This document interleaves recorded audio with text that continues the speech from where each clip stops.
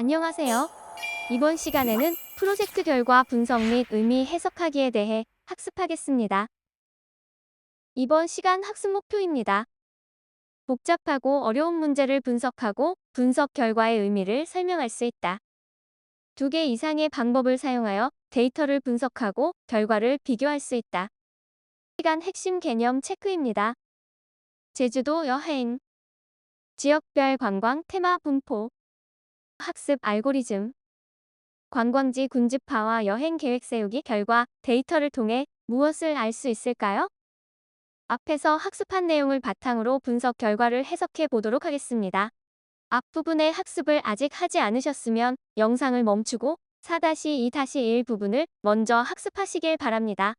화면에 보이는 부분까지 학습이 되어 있다고 생각하고 진행해 보겠습니다. 앞에서 학습한 관광지 군집화를 통해 전국 관광지의 분포와 입지를 알 수 있고 지역에 따른 관광 테마별 관광 산업의 비중, 데이터를 바탕으로 한 지역별 관광 발전 추천 전략 등을 연구할 수 있습니다. 구체적으로 분석을 실시해보며 확인해 보겠습니다. 모든 지역을 분석하지 않고 서울, 경기, 인천 지역과 강원 지역, 제주 지역을 비교해 보도록 하겠습니다. 작업 공간을 정리하기 위해 화면과 같이 서울, 경기, 인천 지역과 강원 지역, 제주 지역을 제외한 다른 지역은 삭제하도록 하겠습니다. 해당 지역의 특성에 따라 관광지의 분포를 확인하기 위해 각각의 클러스터인 C1, C3, C6 위젯의 비주얼라이즈 카테고리의 디스트리뷰션즈 위젯을 각각 연결해줍니다. 또한 전국의 관광지 분포를 확인하기 위해 가장 앞에 있는 파일 위젯에도 디스트리뷰션즈 위젯을 연결합니다. 연결된 디스트리뷰션즈 위젯을 더블클릭하여 베리어블 부분을 테마명으로 변경하면 각 지역에 따른 관광지 분포 현황을 확인할 수 있습니다. 전국적인 분포를 확인해보면 자연힐링, 종교역사 전통, 체험학습 산업의 순으로 관광지가 분포하고 있음을 확인할 수 있습니다. 제주 지역의 경우 자연힐링이 가장 많으며 그 다음으로 문화예술, 종교역사 전통의 순으로 분포하고 있습니다. 또한 다른 지역에 비해 쇼핑놀이에 대한 관광지는 적음을 확인할 수 있는데요. 이는 제주 지역의 특성을 반영한 것이라 할 수 있습니다. 9개 지역으로 군집화된 데이터 테이블 위젯과 디스트리뷰션즈 위젯을 연결하여 지역별 관광 특성을 확인해 보겠습니다. 베리어블 부분에서 클러스터를 선택하고 스플릿 바이 부분에서 테마명을 선택하면 다음과 같은 분석 결과를 도출할 수 있습니다. 제주 지역으로 군집화된 C1의 경우 다른 지역에 비해 자연, 힐링의 비율이 가장 높고 쇼핑, 놀이와 캠핑, 스포츠의 비율은 상대적으로 적음을 알 수 있습니다. 제주 지역의 군집화된 결과를 지오맵 위젯에서 확인해 보도록 하겠습니다. 어트리뷰트의 레이블을 관광지명으로 설정하면 관광지명을 지도에서 확인할 수도 있습니다. 제주도의 중심에 해당하는 한라산에는 관음사 같은 사찰이나 어승생학 탐방로가 있을 뿐 대부분의 관광지는 제주시나 서귀포시 중심으로 해안가를 따라 이어져 있습니다. 이를 통해 관광지 형성이 한라산의 입지, 공항 또는 간선 도로와의 접근성, 숙박시설의 위치, 도심과의 접근성 등과 연관성을 지니는 것으로 추측할 수 있습니다.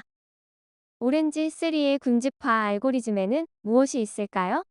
먼저 K평균 군집화 알고리즘이 있습니다. 이는 주어진 데이터를 K개의 클러스터로 그룹화하는 방식인데요. 지도상의 위도와 경도 정보를 사용하여 관광지를 군집화하는 실습을 하였습니다. 다음으로는 밀도 기반 군집화 알고리즘인 DB스캔이 있습니다.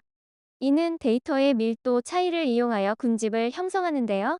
데이터 포인트들을 중심으로 반경 내에 있는 이웃 데이터 포인트들을 찾아 클러스터를 형성하고 밀도가 낮은 지역은 이상치로 처리하는 알고리즘입니다. 마지막으로 계층적 군집화 알고리즘이 있습니다. 가까운 데이터 포인트들을 순차적으로 그룹화하여 클러스터를 형성하고 이를 계층 구조로 표현하는 알고리즘입니다. K평균 군집화와 DB스캔 군집화의 결과를 한번 비교해 보도록 하겠습니다. 화면에 보이는 것은 K평균 군집화인데요. K평균 군집화의 경우 군집화 개수를 초기에 설정할 수 있어서 여행 일정에 적합한 범위를 직접 설정할 수 있으며 군집의 중심을 기준으로 빠지는 관광지 없이 구역을 지정할 수 있다는 장점이 있음을 알 수 있습니다. 반면 DB스캔의 경우 좌표의 밀도를 중심으로 군집화를 하기 때문에 관광지가 많이 밀집된 지역마다 군집화를 이루며 군집파의 수를 처음부터 고정할 수 없다는 단점이 있습니다. 따라서 홀로 떨어진 관광지의 경우 군집파가 이뤄지지 않는 이상치가 발생할 수 있습니다. 이제 DB스캔 알고리즘을 적용한 군집파 실습을 진행해 보겠습니다. 지금까지 작업하던 파일 위젯에서 언슈퍼바이즈드 카테고리의 DB스캔 위젯 파일 위젯과 연결한 후 지오 맵 위젯을 연결해 줍니다. 비교를 위해 군집을 9개로 정해보도록 하겠습니다. DB스캔 위젯을 더블클릭한 후 설정을 진행하겠는데요. 앞에서 언급한 대로 DB스캔은 군집의 수를 고정할 수가 없습니다. 군집의 개수를 결정하는 것은 네이버후드 디스턴스 값을 변경하여 설정할 수 있는데요. 군집의 수를 9개로 맞추기 위해 조절해보니 0.20일 때 군집이 9개로 나오는 것을 확인했습니다. DB스캔 위젯에 연결된 지오 맵을 통해 데이터를 확인해 보겠습니다. 지도에 보면 회색으로 표시된 부분이 있지요? 이 부분은 군집파 작업에서 제외된 데이터입니다. DB스캔의 경우 좌표의 밀도를 중심으로 하기 때문에 관광지가 누락되는 경우가 있습니다. DB스캔의 코어 포인트 네이버즈를 수정하면 이웃에 있는 데이터 포인트의 개수를 설정할 수 있습니다. 숫자가 작아지면 군집의 수가 줄어들어 데이터가 뭉쳐지는 효과가 나옵니다. 하지만 저희 분석에서는 수치가 너무 작으면 군집의 수가 줄어들기 때문에 적절한 수치인 24로 진행하겠습니다. 하지만 정확하게 군집이 9개로 만들어지지는 않습니다. 이번에는 하이라키칼 클러스터링에 대한 실습을 진행해 보겠습니다. 하이라키칼 클러스터링 위젯은 언슈퍼바이즈드 카테고리에 포함되어 있습니다. DB스캔 위젯을 연결한 것과 같이 연결하면 에러가 발생하는데요. 하이라키칼 클러스터링은 거리를 기반으로 하기 때문에 이전의 거리를 먼저 계산해야 합니다. 따라서 언슈퍼바이즈드 카테고리의 디스턴스 위젯을 사용하여 거리를 계산한 후 분석을 실시해야 합니다. 먼저 파일 위젯과 디스턴스 위젯 연결한 후 하이라키칼 클러스터링 위젯, 지오 맵 위젯을 연결해 줍니다. 디스턴스 위젯은 기본값 상태로 분석을 진행해 보겠습니다.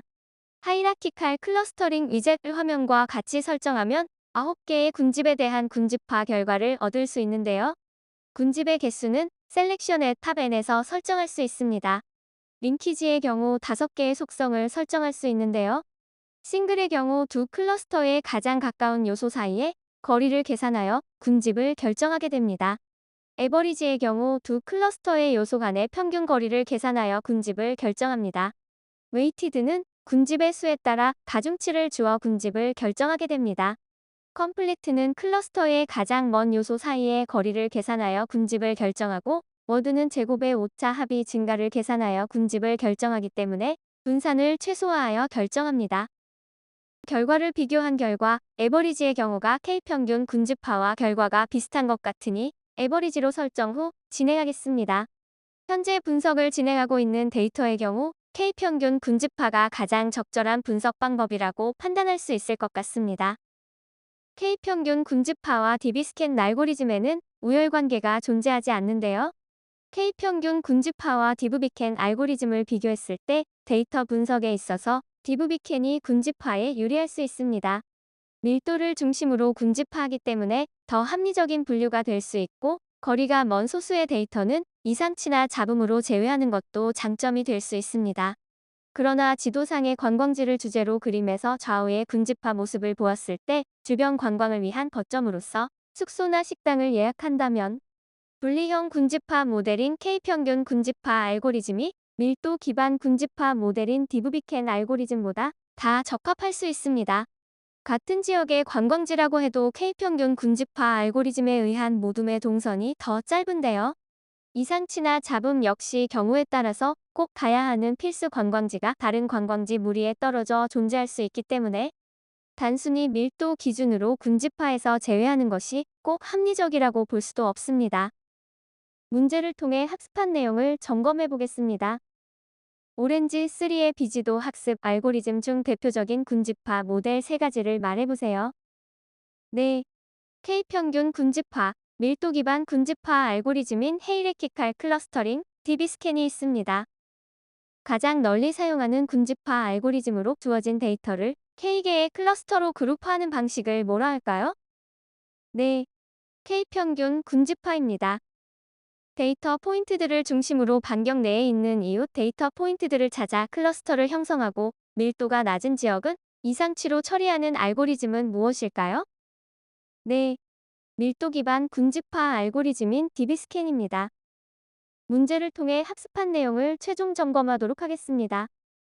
다음 중 K평균 군집화 알고리즘의 주된 특징은 무엇인가요? K평균 군집화 알고리즘은 사전에서 군지의 개수를 설정한 후 군집화할 수 있기 때문에 올바른 특징은 2번입니다. 다음 중 K평균 군집화와 DB스캔의 주요 차이점은 무엇인가요?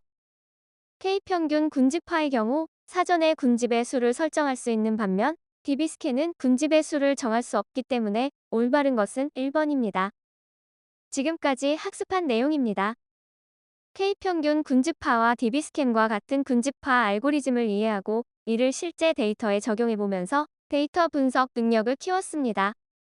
K평균 군집화와 DB스캔의 차이점을 학습함으로써 학생들은 다양한 분석 기법의 장단점을 비교하고 특정 상황에서 어떤 알고리즘이 더 적합한지 판단하는 법을 학습하였습니다. 관광지 군집화 프로젝트를 통해 이론적인 지식을 실제 사례에 적용하였으며 이를 통해 데이터 과학이 실제 사회에서 어떻게 활용되는지를 이해하고 데이터 기반의 의사결정 과정을 경험하였습니다.